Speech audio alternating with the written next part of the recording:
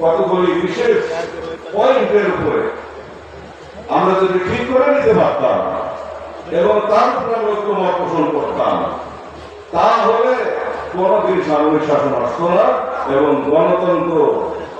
গণতন্ত্র পবিত্রতা আবহে বিরাজ করত। আজকে 100 কোটি 200 কোটি টাকা খরচ হয় এমপি নির্বাচন। একজন তো শুনলাম ইতিমধ্যে 30 কোটি টাকা খরচ করে গরু কুরবানি করে খাওয়ার সবাই মনে করছেন 30 কোটি টাকা কি আমদানি নেই, 30,000 কোটি টাকা আবার আমদানি হয় একবার যদি বৈতরণী পার হইতে পারে।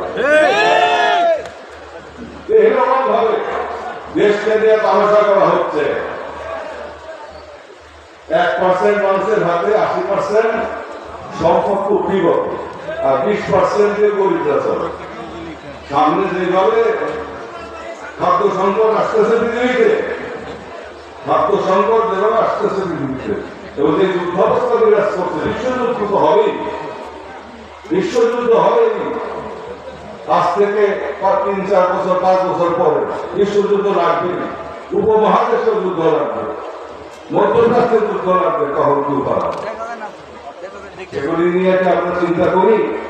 আমি জিল্লুর রহমান সাহেব প্রেসিডেন্টরা তোমাকে আমি লিখিতভাবে দিয়েছিলাম যে প্রস্তাবগুলি আপনার কাছে দিয়ে গেলাম।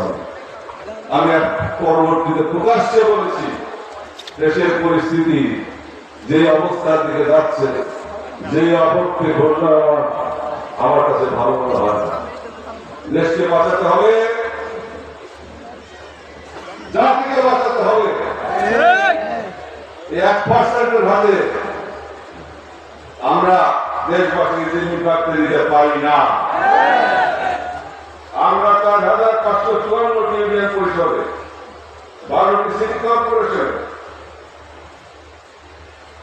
এবং 12টি সিটি কর্পোরেশনের অধীন 465টি ওয়ার্ড কাউন্সিলর প্রার্থী, 493টি উপজেলা পরিষদ চেয়ারম্যান প্রার্থী এবং 300টি সংসদীয় আসনে প্রার্থী, অর্থাৎ 6,215 প্রার্থী 6,215 স্থানে প্রতিদ্বন্দ্বিতা করার জন্য ইতিমধ্যে প্রস্তুত করে ফেলেছি।